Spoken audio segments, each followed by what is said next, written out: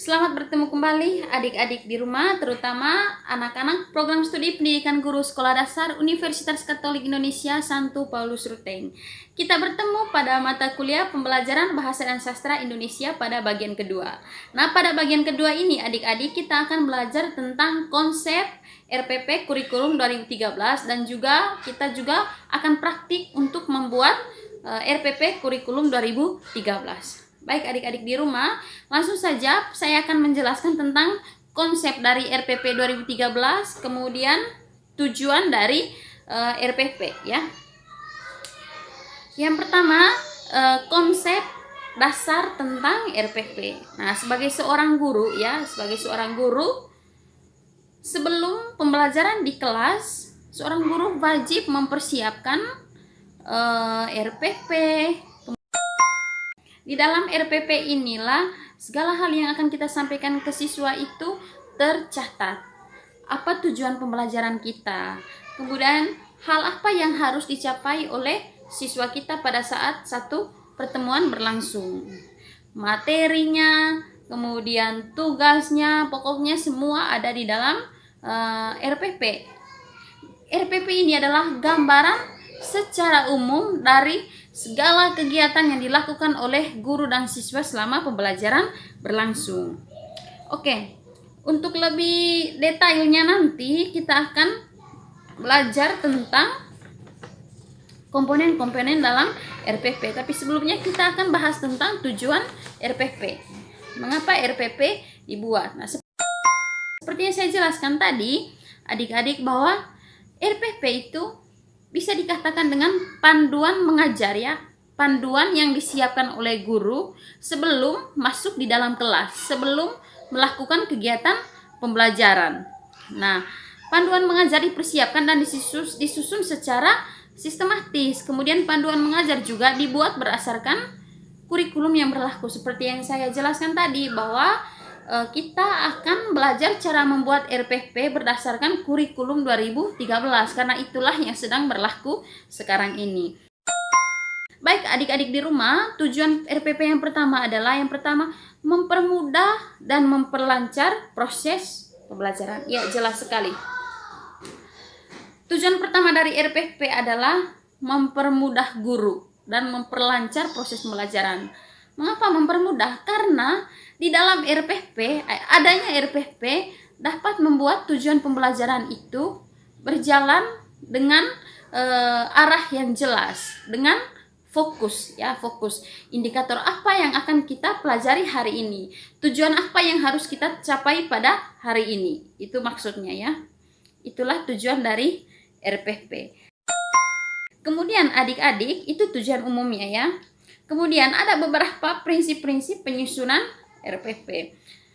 Prinsip-prinsip penyusunan RPP ini adik-adik dapat kita lihat pada modul pembelajaran perkuliahan kita. Yang pertama itu, setiap RPP harus secara utuh memuat kompetensi dasar, sikap spiritual, sosial, dan pengetahuan ya.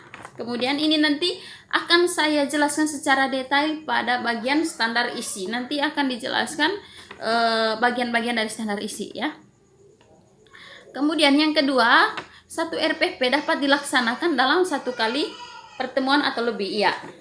Ada banyak di antara kalian yang bertanya, apakah satu RPP hanya untuk satu kali pertemuan? Itu tidak. Satu RPP boleh lebih dari satu kali pertemuan. Yang terpenting seperti yang saya katakan tadi, ada kejelasan atau ada arahnya ya. Misalkan dalam satu RPP ada 5 indikator pembelajaran. Nah, kalau memang 5 indikator itu kita tidak bisa laksanakan pada satu kali pertemuan, maka kita bisa tunda indikator lainnya pada pertemuan lainnya. Itu maksudnya. Kemudian prinsip ketiganya, memperhatikan perbedaan individu peserta didik. Nah, jelas ya. Sebagai guru, apalagi kalau seorang guru kelas, dia harus mampu memperhatikan karakter dari setiap peserta didik. Peserta didik mana yang cara belajarnya cepat atau menangkap pembelajarannya cepat. Peserta didik mana yang lambat dan yang butuh pendampingan secara khusus, itu maksudnya. Kemudian berikutnya, berpusat pada peserta didik.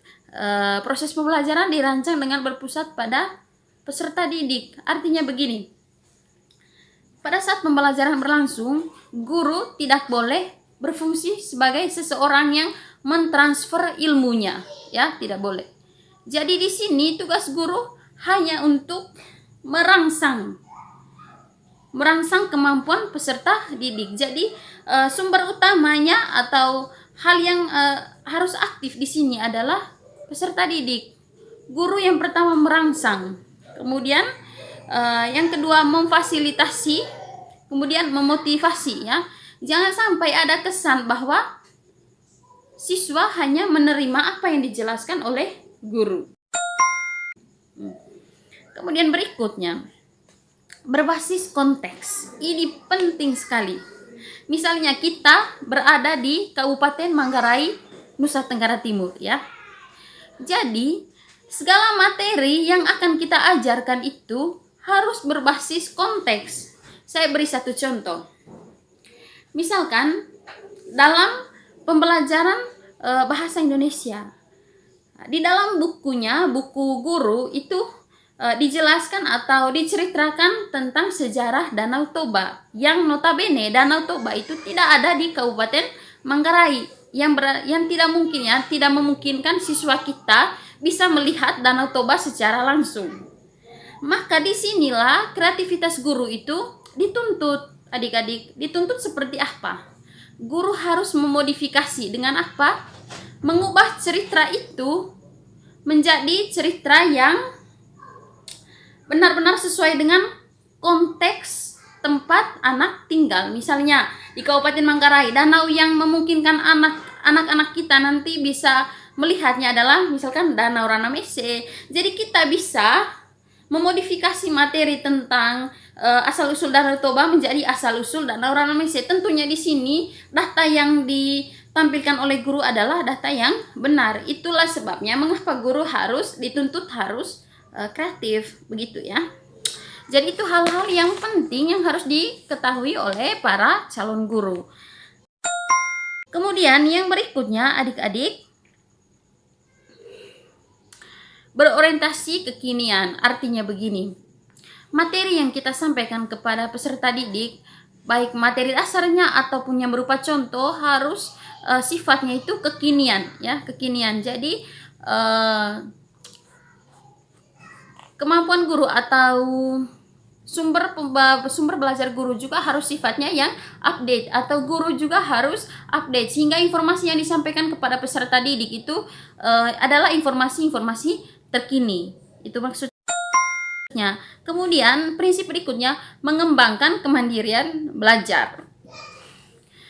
Salah satu hal yang harus diketahui oleh para calon guru adalah guru harus bisa mengembangkan kemandirian belajar pada siswa. Artinya RPP yang dirancang oleh guru itu seperti yang saya jelaskan tadi, tidak membuat siswa hanya mampu menerima apa yang disampaikan oleh guru, tetapi RPP itu, hal yang kita tuangkan di dalam RPP, benar-benar bisa mengarahkan peserta didik agar mereka dapat belajar mandiri, baik di rumah maupun di sekolah. Salah satu contohnya, misalkan di rumah tidak perlu tunggu orang tua meminta mereka untuk belajar. Misalkan di sekolah tidak perlu tunggu guru untuk memaksa mereka belajar atau baca buku di perpustakaan. Jadi ini adalah salah satu bagian dari pembentukan karakter pada anak.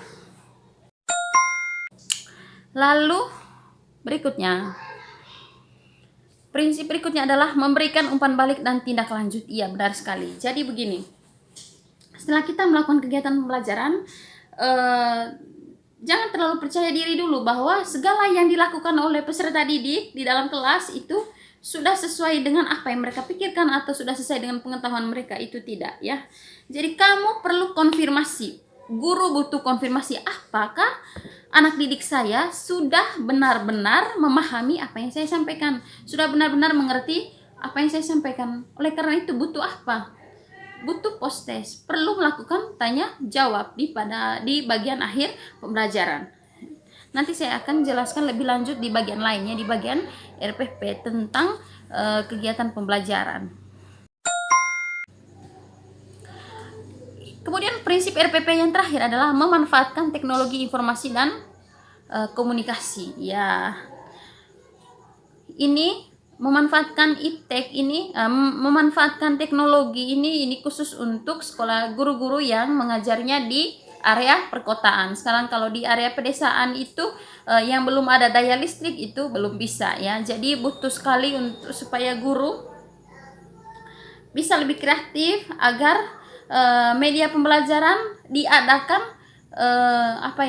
sebisa mungkin dengan alat atau peralatan serta alat dan bahan yang seadanya, seperti itu. Oke, itu dia beberapa prinsip RPP yang harus diketahui oleh para calon guru. Kalau kalian tidak paham, silahkan tanyakan di kolom komentar ya, ataupun ada hal yang saya lewati atau saya mungkin salah dalam menjelaskan, silahkan beri saran dan kritik kalian di kolom komentar.